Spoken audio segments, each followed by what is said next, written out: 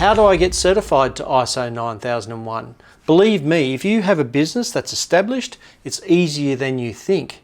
The steps to gain certification are quite clear. We would start by having a sit-down session with you to understand the context or scope of your business. What do you do?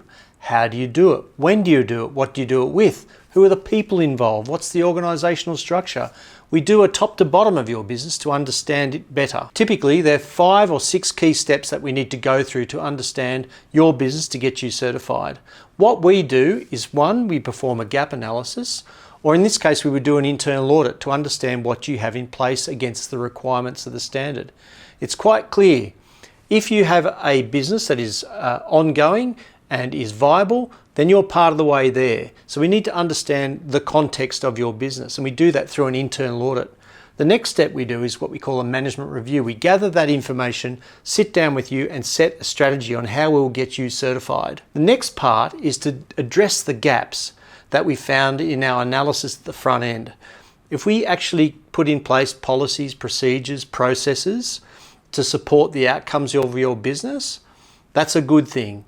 That's the next step. The following step is to implement that. That is to engage your staff, making sure that they are tied to the strategy of the business. They've got supporting processes and systems to be able to do their job well. The next part is to simply implement and test those systems to make sure they work.